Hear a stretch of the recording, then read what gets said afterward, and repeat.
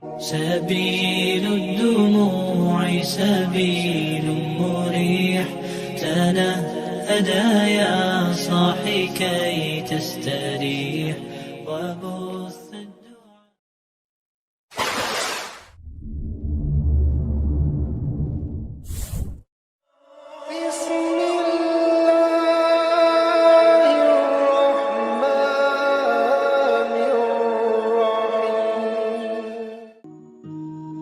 Bagi kalian yang sedang mencari tahu tentang asal-usul adanya nama Israel di muka bumi, Anda berada pada video yang tepat. Siapkan waktu Anda untuk mendengarkan penjelasan ini, karena dijelaskan detail dari awal hingga akhir. Jangan di-skip agar tidak terjadi salah paham. Selamat menyimak dan semoga bermanfaat. Pembahasan pada malam hari ini sengaja kita angkat tentang sejarah Palestina dan juga sejarah Yahudi yang masuk ke Palestina. Karena sesungguhnya orang-orang Yahudi itu bukan orang-orang yang berhak mendapatkan tanah itu, karena mereka datang belakangan. Kita wajar menilai bahwa orang-orang Nasrani membantu orang-orang Yahudi demi terciptanya negara Israel Raya, karena masing-masing punya kepentingan. Orang-orang Yahudi berkepentingan bahwa di Palestina, tepatnya di Masjidil Aqsa, mereka meyakini bahwa disitulah Haikal Sulaiman, dan Haikal itu maksudnya tempat yang dulu pernah dibangun oleh Nabi Sulaiman. Mungkin semacam masjid bagi orang Islam seperti itu, dan tidak besar, hanya beberapa meter kali beberapa meter saja. Dan orang-orang ini berusaha untuk menggali situs-situs itu dan ingin mendirikan kembali Haikal Sulaiman dan merobohkan Masjidil Aqsa, karena mereka punya keyakinan kalau Haikal ini terbangun, maka inilah puncak kejayaan orang-orang Yahudi dan akan menguasai dunia menurut keyakinan mereka. Lalu apa ikut campur tangan orang-orang Nasrani? Kenapa orang-orang Nasrani membantu orang Yahudi? Bukankah ini kepentingan Yahudi? Karena Nasrani juga memiliki kepentingan yang sama. Sama-sama bercita-cita, bermimpi ingin menguasai dunia dengan terbangunnya Haikal Sulaiman ini. Karena menurut keyakinan orang-orang Nasrani, apabila Haikal Sulaiman ini sudah terbangun, maka Isa bin Maryam akan turun dan akan menguasai dunia dan akan memimpin orang-orang Nasrani. Jadi orang Nasrani ini memanfaatkan orang Yahudi, dan orang Yahudi juga memanfaatkan orang-orang Nasrani. Keyakinan kaum muslimin juga sama, karena Nabi SAW pernah mengatakan, Imaratul Baitil Maqdis kharabu Yathrib. Kelak bahwa Baitul Maqdis akan menjadi pusat kekuatan kaum muslimin ketika Allah bangkitkan Al-Mahdi Al-Muntadhar Muhammad bin Abdullah, dan akan menguasai dunia. Jadi rupanya tiga agama ini punya kepentingan masing-masing. Yahudi punya kepentingan, Nasrani punya kepentingan, dan tentunya kita kaum muslimin juga punya kepentingan. Sama-sama bermimpi akan menguasai dunia. Tapi bagi umat Islam ini bukan mimpi, tapi ini sebuah kenyataan. Nabi SAW yang bersabda bahwa kelak kekuatan kaum muslimin akan menyatu di Syam, tepatnya di Palestina. Maka kita akan angkat sejarah Palestina dan juga sejarah orang-orang Yahudi ini. Sebelum saya angkat sejarah ini, saya ingin menjelaskan tentang fadail Palestina dulu, keutamaan negeri Palestina ini. Negeri Palestina, ikhwan, di situ adalah ada satu kiblat yang dijadikan kiblat pertama dalam Islam. Karena ketika Nabi SAW salat, di awal salat sebelum Allah Subhanahu wa taala memalingkan kiblat, maka kiblatnya Rasul dan para sahabat menuju Baitul Maqdis. Barulah setelah kemudian Nabi SAW berdoa kepada Allah agar kiblat itu dialihkan ke Masjidil Haram. Turunlah ayat, qad nara taqalluba wajhika fis sama falanuwalliyannaka qiblatan tardaha fawalli wajhaka syatral masjidil haram. Baru setelah turun ayat ini, maka Nabi SAW kemudian menyuruh seluruh kaum muslimin sejak hari itu, bahkan sampai hari ini, bahkan sampai kiamat dibangkitkan, bahwa kiblat kita telah dirubah dari kiblatnya orang-orang Yahud menjadi kiblat kaum muslimin ke Baitullah Al-Haram. Dari sini menunjukkan bahwa ada sejarah bahwa Baitul Maqdis yang ada di Palestina adalah kiblatnya kaum muslimin. Dan Nabi SAW pernah di-Isra' Mi'rajkan oleh Allah dan sempat salat di Baitul Maqdis, bahkan menjadi imam bagi para nabi. Kemudian ikhwatu fiddin yang dimuliakan Allah Azza wa Jalla, negeri Palestina ini adalah negerinya para nabi dan rasul. Negeri ini adalah negerinya para nabi dan rasul. Negerinya Ibrahim alaihi salatu wassalam, negerinya Ishak, negerinya Ya'qub, negerinya Ismail dilahirkan di situ walaupun kemudian hijrah ke Mekah. Negerinya Daud alaihi salatu wassalam, negerinya Nabi Yusuf, negerinya Sulaiman, negerinya Yahya, dan para nabi banyak diutus di negeri ini. Di negeri ini adalah negerinya para nabi. Bahkan sebagian para nabi dikubur di sini, seperti Ibrahim alaihi salatu wassalam dikubur di Khalil, Palestina. Kemudian juga Nabi Yusuf alaihi salatu wassalam dahulu dikubur di Mesir, tapi kemudian jasadnya dibawa ke Palestina dan dikubur di Palestina. Kemudian juga kuburannya Nabi Ishak alaihi salatu wassalam, kuburannya Nabi Ya'qub, Nabi Harun, Nabi Musa, seluruh para nabi ini dikubur di Palestina. Jadi ini memang negerinya para nabi, ikhwan. Negeri yang sangat suci, negeri tersuci ketiga setelah Mekah, Madinah, kemudian Syam. Dan Nabi SAW pernah bersabda, tuba lisyam, tuba lisyam, tuba lisyam. Kata Nabi SAW, beruntung orang-orang Syam itu, beruntung orang-orang Syam itu, beruntung orang-orang Syam itu. Kemudian sahabat bertanya, kenapa wahai Rasul? Karena Syam, para malaikat Allah mengepak-ngepakkan sayapnya di atas negeri itu, dan Palestina bagian daripada negeri Syam. Kita tahu bahwa Masjidil Aqsa adalah memiliki keistimewaan yang sangat besar.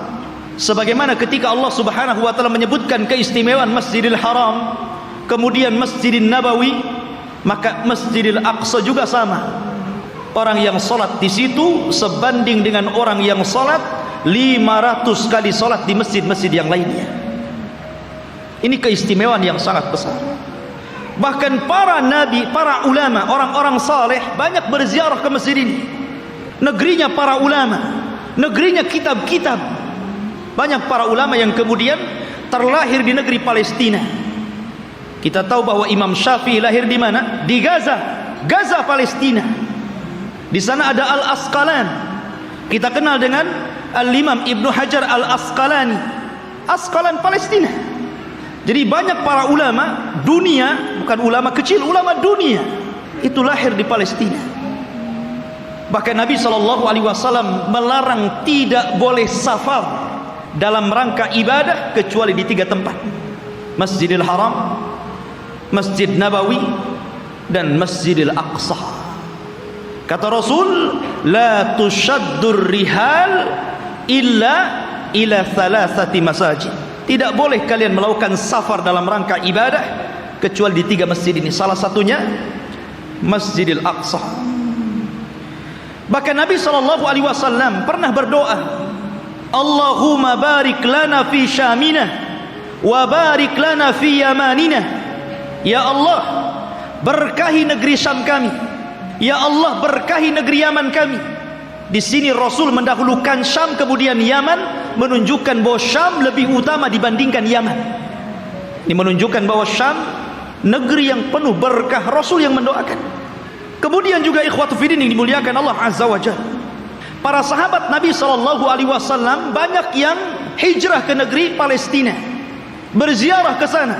Di antaranya adalah Umar ibn al-Khattab radhiyallahu anhu, Abu Ubaidah Amir ibn al-Jarrah, kemudian juga Safiyah istri Nabi, Safiyah bintu Huyai, kemudian juga Mu'adh bin Jabal, Abdullah ibn Umar, Salman al-Farisi, Abu Dhar al-Ghifari, kemudian Abu Hurairah radhiyallahu anhu, Bilal ibn Rabah, Amr ibn As, Muawiyah bin Abi Sufyan, dan banyak lagi para sahabat Rasul yang mereka hijrah dan berziarah ke negeri Palestina ini. Artinya ini negeri para sahabat Rasul, bukan hanya negeri para nabi dan rasul, dan juga negeri para sahabat, negeri para ulama, negeri kitab-kitab ahli sunnah wal jamaah. Bahkan negeri ini kelak akan menjadi berkumpulnya seluruh manusia, karena negeri ini disebut mahsyar. Di antara tanda-tanda kiamat, akan muncul api dari Hadraul Maut, kemudian akan menggiring manusia dan mengumpulkan di Syam. Saat itulah kiamat dibangkitkan. Lalu sejarahnya, kapan negeri ini memiliki penduduk dan manusia? Apakah orang-orang Yahudi yang mengklaim bahwa mereka adalah memiliki tanah Palestina dan sekitarnya, ataukah siapa? Disebutkan ikhwatu fiddin dalam sejarah, baik sejarah yang dicatat oleh para ulama Islam ataupun sejarah yang dicatat Barat. Bahkan sejarah ini juga tertera dalam perjanjian lama Taurat, bahwa dahulu yang menghuni negeri tersebut bukan Yahudi. Yahudi itu jauh datang belakangan. Bagaimana mungkin kemudian Yahudi mengklaim bahwa itu adalah tanah mereka? Mereka datang belakangan. Mereka adalah umat yang terusir dari Mesir. Orang-orang Yahudi hidup di Mesir dari Bani Israel. Kemudian dibawa hijrah oleh siapa? Musa. Nabi Musa alaihi salatu wassalam yang membawa Bani Israel sampai ke Palestina. Jadi mereka itu datang belakangan. Lalu siapa yang pertama kali? Menurut situs sejarah ada yang mengatakan bahwa orang-orang yang menempati negeri itu adalah satu kabilah yang bernama Kan'aniyun. Kan'aniyun ini kabilah keturunan dari Syam ibn Nuh alaihi salatu wassalam. Artinya ini kabilah dari Jazirah Arab. Jadi orang Arab yang pertama kali memiliki tanah itu. Jadi dahulu ketika terjadi paceklik yang luar biasa di Jazirah Arab, maka kemudian mereka mencari tanah untuk hidup, karena mereka sudah tidak bisa hidup lagi di Jazirah Arab. Maka mereka pun berhijrah sampailah ke negeri yang hari ini disebut dengan Palestina. Jadi mereka adalah kabilah Kan'aniyun. Kabilah Kan'aniyun, kabilah dari Arab. Dan mereka memiliki beberapa kabilah. Ada namanya kabilah Amuriyun. Kabilah Amuriyun ini kabilah yang hidup di lembah-lembah di Palestina. Kemudian ada kabilah namanya Yaguthiyun, dan mereka hidup di negeri di sekitar Al-Quds yang kita kenal dengan Masjidil Aqsa, Baitul Maqdis. Kemudian adapun Kan'aniyun, maka mereka hidup di satu daerah yang bernama Arihah, dan Arihah adalah kota tertua di dunia. Belum ada kota di zaman itu kecuali Arihah. Makanya Arihah itu kota tertua di dunia, belum ada kota kecuali ini. Lah hiduplah kabilah namanya Kan'aniyun. Lalu kenapa muncul kalimat Palestina? Kalau antum membaca dalam perjanjian lama Taurat, bahkan disebutkan juga dalam Injil, tidak ada kalimat Bani Israel atau Yahudi. Yang ada adalah kabilah Kan'aniyun. Itu mereka mengakui dan tercantum dalam kitab-kitab mereka. Enggak ada Bani Israel, enggak ada Yahudi, apalagi Yahudi datang belakangan gitu kan dibandingkan Bani Israel. Munculnya kabilah ini, kita tahu bahwa Palestina itu berdekatan dengan Mesir karena dipisah dengan Sahara, hanya dipisah dengan padang pasir yang luas. Jadi antara Mesir dan Palestina itu berdekatan. Di situ ada jalur Gaza namanya. Itu pemisah antara Palestina dan Mesir gitu kan. Lah, ada satu kelompok yang kemudian ketika itu menyerbu Mesir. Yang kemudian akhirnya terjadilah kesepakatan karena waktu itu antara Palestina dan Mesir menyatu. Bukan beda negara kayak sekarang, tidak, menjadi satu. Sehingga kemudian ketika kelompok yang menyerang Mesir ini kemudian berdamai, maka mereka pun meminta daerah yang disebut dengan Al-Falas, yang kemudian belakangan disebut Palestina, dan sekarang kita kenal dengan Palestina. Dari situlah ikhwatu fiddin bahwa kabilah yang menyerbu ini akhirnya menetap di sebuah tempat namanya Falas. Lah, sebelumnya sudah ada orang-orang Arab yang tinggal di situ. Sehingga kemudian akhirnya karena berlalunya zaman, berlalunya masa, berkembangnya mereka, akhirnya saling menikah sesama mereka. Antara Yaguthiyun, Amuriyun, kemudian juga Kan'aniyun. Akhirnya tidak ada daerah yang lebih dikenal daripada Falas, yang kemudian belakangan disebut Palestina. Itulah sejarah penamaan Palestina. Jadi sebuah nama tempat yang kemudian sekarang disebut dengan Palestina. Lalu kenapa kemudian muncul Bani Israel dan belakangan muncul nama Yahudi di sini? Kapan mereka masuk? Kalau kita cerita tentang Yahudi, berarti kita cerita tentang kisah Nabi Ya'qub.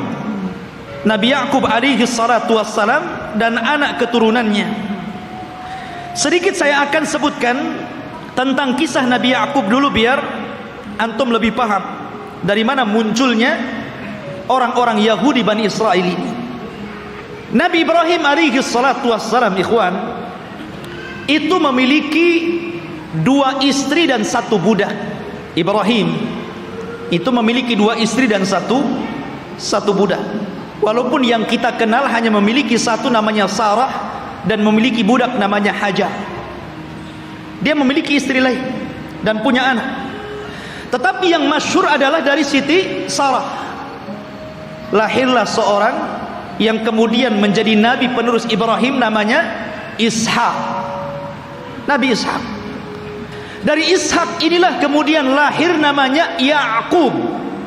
Ya'qub ini banyak saudaranya, dan selalu ada konflik antara Ya'qub dan saudara-saudara Ya'qub yang lainnya. Lah, Ya'qub ini anak Ishak yang paling saleh, yang kemudian menjadi penerus Ishak, menjadi nabi juga, Nabi Ya'qub namanya. Sehingga dia terkadang di malam hari selalu menyendiri, selalu pergi di malam hari. Dalam bahasa Arab, pergi di malam hari itu namanya Isra. Makanya ada Isra, ada Mi'raj. Isra itu perjalanan malam yang ditempuh Rasul dari Masjidil Haram ke Masjidil Aqsa. Kemudian karena Ya'qub ini selalu berjalan tengah malam, makanya kemudian dia pun disebut Israel. Karena Isra itu diambil dari suka berjalan tengah malam. Tapi ada juga yang mengatakan Isra itu artinya abdun dan il itu adalah Allah. Jadi artinya Abdullah. Karena Ya'qub itu selalu beribadah kepada Allah Subhanahu wa taala, maka orang-orang di zaman itu karena menggunakan bahasa Ibrani menyebutnya sebagai Israel. Jadi penamaan Israel itu dari siapa? Nabi Ya'qub. Dan Nabi Ya'qub alaihi salatu wassalam itu memiliki 4 istri, 2 sah dan 2 budak. Maksudnya yang 2 sah istri dia dan 2 budak, dan semuanya melahirkan anak, sehingga jumlahnya menjadi 12. Lah, dari salah satu istri Nabi Ya'qub namanya Rahil, lahirlah seorang nabi yang kelak akan meneruskan Ya'qub kenabiannya, namanya Yusuf, dan juga saudaranya namanya Binyamin. Kita tahu bahwa sejarah ini ma'ruf, sering diceritakan kan. Yusuf dizalimi saudara-saudaranya, akhirnya kemudian dibuang ke sumur, kemudian dipungut oleh para pedagang, sampailah di Mesir, kemudian dibeli oleh para pejabat Mesir, kemudian belakangan menjadi bendaharawan Mesir. Dari sinilah kemudian Yusuf memborong seluruh keluarganya dari Palestina menuju Mesir. tidak ada satupun keturunan Yakub yang tinggal di Palestina. Semua berangkat ke Mesir. Jadi 12 saudara Nabi Yusuf itu semuanya berangkat ke Mesir dan ditampung oleh Nabi Yusuf alaihi salatu wassalam karena dia telah menjadi pejabat besar di Mesir, bendaharawan, dan sangat dihormati oleh kerajaan Mesir ketika itu. Lah selama Nabi Yusuf hidup, maka Yakub dan anak-anaknya diberikan sebuah daerah, kemudian mereka hidup di situ dan mereka mendapatkan fasilitas yang luar biasa disebabkan oleh Nabi Yusuf alaihi salatu wassalam. Maka beranak pinaklah orang-orang ini yang kemudian keturunan dari 12 putra Yakub disebut Bani Israel. Selama mereka berada di Mesir dan Nabi Yusuf masih hidup, mereka dihargai, mereka hidup senang, hidup mewah, mereka berkembang biak luar biasa. Tapi setelah Nabi Yusuf alaihi salatu wassalam meninggal dunia, mulailah kemudian Mesir menekan mereka. Mulailah suku Kipti, suku terbesar ketika itu yang menguasai Mesir, rajanya namanya Fir'aun, mulailah menjajah Bani Israel ini. Belakangan kemudian Bani Israel menjadi budaknya Fir'aun. Budaknya Fir'aun, tertindas mereka. Karena tertindas inilah, maka kemudian Allah Subhanahu wa taala utus kepada mereka secara singkat siapa? Nabi Musa. Nabi Musa diutus kepada mereka menjadi rasul Bani Israel dan untuk mendakwahi Fir'aun. Dan subhanallah ikhwan, kita tahu bahwa di zaman Bani Israel diutusnya Nabi Musa alaihi salatu wassalam kepada mereka, Bani Israel ini menyaksikan 9 mukjizat besar di hadapan mereka dengan mata mereka sendiri. Ketika mukjizat itu turun kepada bangsa Fir'aun, orang-orang Bani Israel juga melihat, dan 9 mukjizat itu disebutkan di dalam Al-Quranul Karim. Yang pertama, mukjizat yang kita dikenal dengan hajar, batu yang mengeluarkan 12 mata air. Dan Allah Subhanahu wa taala mengatakan, wa idistasqa Musa liqaumihi faqul nadrib bi asakal hajar fanfajarat minhu 12 ainan. Dan ketika Bani Israel meminta hujan kepada Nabi Musa karena mereka sudah kehausan, tidak ada air, maka Allah Subhanahu wa taala firmankan, pukullah wahai Musa batu itu. Maka dipukullah oleh Musa batu tersebut, tiba-tiba memancar 12 mata air. Mukjizat. Dari sini mereka menyaksikan mukjizat ini. Tapi Bani Israel ini ikhwan adalah orang yang sangat keras kepala. Nanti kita akan sebutkan bagaimana keras kepalanya orang ini. Kemudian yang kedua, mereka menyaksikan bagaimana terbelahnya lautan. Betul-betul menyaksikan itu, dan mereka melewati lautan. Ketika Fir'aun mengejar-ngejar Nabi Musa dan Bani Israel yang lari dari Mesir ke Palestina, kemudian mereka dihadang oleh lautan besar, maka Allah Subhanahu wa taala mengatakan, fa'auhayna ila Musa anidrib bi asakal bahra. Dan kami wahyukan kepada Musa agar memukul dengan tongkatnya lautan. Fanfalaqa fakana kullu firqin kataudil adhim. Maka kemudian tiba-tiba lautan terbelah menjadi 12 jalan. Kenapa 12 terus? Karena memang Nabi Musa alaihi salatu wassalam membawahi 12 kabilah Bani Israel. Jadi mereka dikasih satu-satu mata air, satu kabilah satu. Ketika memukulkan lautan juga dibuat 12 jalan. Jadi masing-masing kabilah berjalan sendiri-sendiri. Mereka menyaksikan itu. Kemudian juga menyaksikan tongkat. Ketika Nabi Musa alaihi salatu wassalam berduel dengan tukang-tukang sihir Fir'aun, maka Allah Subhanahu wa taala katakan, fa'alqa asahu fa idza hiya thu'ban mubin. Fa'alqi asah. Maka Musa pun kemudian melemparkan tongkatnya, tiba-tiba tongkat itu menjadi ular yang sangat besar. Bani Israel menyaksikannya, menyaksikan bagaimana tongkat Musa berubah menjadi ular besar.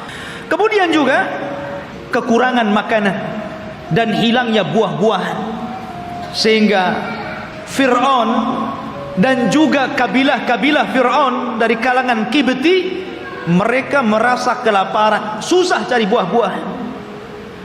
Allah Subhanahu wa taala berfirman, "Walaqad aqadna ala fir'auna bisinin wa naqsim minats tsamarati la'allahum yadhakkarun."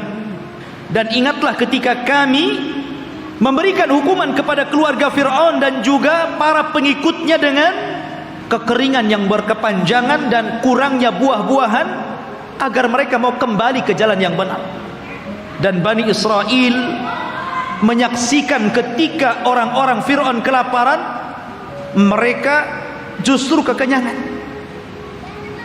Ini mukjizat. Kemudian juga tufan, angin yang sangat besar, yang kemudian banyak membunuh, menghancurkan tembok-tembok dan juga rumah-rumah. Allah katakan, fa arsalna alaihim tufan. Allah kirim kepada mereka tufan, angin yang sangat besar. Kemudian juga al-jarad, di mana-mana belalang. Belalang di mana-mana, ikhwan. Di rumah-rumah, di dapur-dapur, bahkan di tempat tidur, belalang di mana-mana. Kemudian juga kumal kutu dan juga dafadi', katak dan kodok, di mana-mana ada kodok. Kemudian juga darah, di mana seluruh air bersih menjadi merah dan berdarah. Dan ini disaksikan Bani Israel dan juga orang-orang Fir'aun. Kemudian juga bagaimana tangan Nabi Musa yang bercahaya, dan banyak lagi mukjizat yang diberikan kepada Musa. Tapi sekali lagi saya katakan, ikhwan, bagaimana degilnya Bani Israel. Allah sudah tampakkan banyak mukjizat kepada mereka, tapi mereka kufur kepada Allah Azza wa Jalla. Kita perhatikan ketika Nabi Musa alaihi salatu wasallam berhasil menyeberangkan Bani Israel sehingga mereka mampu melewati lautan, dan Allah tenggelamkan Fir'aun di Laut Merah. Mulailah kemudian ketika mereka melewati satu kabilah, dan kabilah itu menyembah berhala, tiba-tiba satu di antara mereka datang kepada Musa dan mengatakan, ij'al lana ilahan kama lahum alihah. Musa, jadikan untuk kami berhala-berhala sebagaimana mereka punya berhala untuk disembah. Lihat, Allah sudah tampakkan 9 mukjizat. Harusnya mereka makin beriman, kan begitu? Ini sudah diseberangkan, lihat ada orang nyembah berhala, minta pula berhala. Bani Israel, ikhwan, inilah wataknya orang-orang Yahudi. Makanya Nabi SAW ketika perang Hunain kemudian melewati ada pohon yang di zaman jahiliyah selalu digantungkan pedang dengan keyakinan bahwa kalau mereka gantungkan pedang di situ, maka pedang itu akan ditransfer kekuatan, dan apabila dipakai maka pedang itu akan mudah untuk membunuh musuh. Itu keyakinan orang musyrik tabaruk dengan pohon bidara. Maka sahabat mengatakan, ya Rasulullah, jadikan jugalah pohon sama seperti pohonnya orang-orang musyrik, biar sebelum perang kita gantungkan juga pedang kita di situ. Oh, Rasul marah. Allahu Akbar, kata Rasul. Kalian ini persis seperti Bani Israel yang mengatakan kepada Musa, jadikan untuk kami banyak berhala sebagaimana mereka banyak berhala. Akhirnya kemudian Rasul marah dan mengatakan, innakum qaumun tajhalun, kalian ini bodoh. Sudah dikasih hidayah tauhid mau syirik pula. Tidak cukup, ikhwatu fiddin, selama perjalanan Nabi Musa alaihi salatu wassalam hijrah menuju Palestina. Ketika itu, ikhwatu fiddin, Nabi Musa alaihi salatu wassalam diperintahkan Allah Subhanahu wa taala selama 40 malam untuk datang ke Bukit Sainah yang disebutkan dalam Al-Quran itu Tur. Namanya ada Suratul Tur. Di situ ada bukit namanya Bukit Sainah, Bukit Tur Sinah. Maka Nabi Musa meninggalkan Bani Israel dan menyerahkan kepada saudaranya Harun. Jadi Harun itu sebagai wakil Musa supaya menjaga akidah Bani Israel, karena dia akan diturunkan kitab termulia pertama yang Allah turunkan, namanya Taurat. Nabi Musa berangkat menuju Tur. Kemudian Allah turunkan Taurat dan Allah catat Taurat dengan tangannya. Satu-satunya kitab yang dicatat oleh Allah langsung adalah Taurat. Maka Musa pun kemudian membawa Taurat itu pulang. Sesampainya di Bani Israel, marah Musa. Kenapa? Rupanya Bani Israel yang dulu menyembah Allah, tiba-tiba mereka berubah menjadi penyembah patung sapi, namanya Samiri. Bayangkan, ditinggal 40 hari bisa kufur, padahal mereka sudah melihat 9 mukjizat besar. Bani Israel, mereka sudah melihat 9 mukjizat, hanya ditinggal 40 hari oleh Nabi Musa bisa kafir, menyembah Samiri, patung sapi. Maka kemudian Nabi Musa marah kepada siapa? Kepada Harun. Sampai disebutkan di dalam Al-Quran, Nabi Musa marah, kemudian mengambil rambutnya Harun dan memegang janggutnya seperti ini, kemudian tarik ke depan. Kalau antum nggak ada janggutnya susah lah. Pegang kepala, pegang janggut, kemudian ditarik sama Musa. Maka Nabi Harun mengatakan, ya bena la ta'khud bilihyati wa bira'si. Wahai anak saudara kandung, jangan kau ambil kepala dan janggutku. Kemudian, innal qauma istad'afuni wa kadu yaqtulunani. Sesungguhnya Bani Israel itu tidak menganggap aku, bahkan mereka mau membunuhku. Bayangkan, sudah meremehkan Nabi Harun, mereka pula akan membunuh Nabi Harun. Jadi kalau Nabi Harun menghalang-halangi mereka menyembah Samiri, maka Harun akan dibunuhnya. Kata Harun, bisa apa aku? Maka kemudian Nabi Musa alaihi salatu wassalam diturunkan oleh Allah Azza wa Jal satu syariat agar mereka bertobat. Bagaimana cara bertobatnya? Mereka diberikan pisau dan agar mereka membunuh diri-diri mereka, gara-gara mereka sudah beralih agama, menyembah Samiri. Dan Allah Subhanahu wa taala katakan, wa idz qala Musa liqaumihi ya qaumi innakum zalamtum anfusakum bittikhadikumul ijla fatubu ila bari'ikum faqtulu anfusakum. Dan ketika Musa berkata kepada kaumnya, hei kaumku, kenapa kalian mendolimi diri kalian? Kenapa kalian berubah keyakinan kalian? Kalian sembah Samiri, patung sapi itu. Maka bertobatlah kalian kepada Allah dengan cara bunuhlah diri-diri kalian. Lihat, tobatnya zaman dulu ngeri, Pak. Ini tobatnya zaman dulu.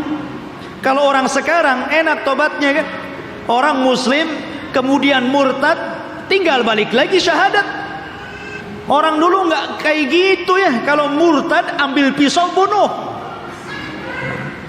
Untung antum jadi umatnya Rasul. Ini umatnya Nabi Musa berat. Tobatnya megang pisau dibunuh sendiri. Maka Nabi Musa mengatakan, taatilah hukum Allah ini. Isma'u wa ati'u. Dengarkan dan taati. Tiba-tiba mereka mengatakan, sami'na wa asayna. Ya, kami dengar, tapi kami bermaksiat. Gak mau. Makanya Nabi SAW pernah marah kepada para sahabatnya gara-gara ketika Allah Subhanahu wa taala turunkan ayat di akhir surah Al-Baqarah, ketika Allah Subhanahu wa taala berfirman tentang masalah amalan hati yang akan dihisab. Wa in tubdu aw tukhfuhu yuhasibkum bihillah. Apapun yang kalian tampakkan dari amalan kalian, apapun yang kalian sembunyikan dari amalan kalian, maka Allah akan menghisab kalian. Sahabat mendengar ayat ini berat. Kalau yang tampak bolehlah, kalau yang enggak tampak macam mana pula dihisab? Karena setiap orang itu tidak lepas daripada hati yang terkadang punya keinginan untuk berbuat jahat walaupun tidak sampai. Semua orang kan seperti itu. Tidak mungkin hati itu bersih terus kan mau melakukan kebaikan. Terkadang hati kita ini memiliki keinginan yang berbeda, kejahatan. Kalau yang tersembunyi akan dihisab berat bagi kami wahai Rasul. Maka Nabi SAW marah dan mengatakan, atakuluna kama qalat ahlul kitabaini qalu sami'na qulu sami'na wa ata'na. Maka mereka mengatakan sami'na wa asaina. Apakah kalian akan mengatakan seperti perkataan ahli kitab yang disuruh oleh nabinya sami'na wa ata'na, malah mengatakan sami'na wa asaina? Katakan sami'na wa ata'na. Maka sahabat pun kemudian akhirnya mengatakan sami'na wa ata'na.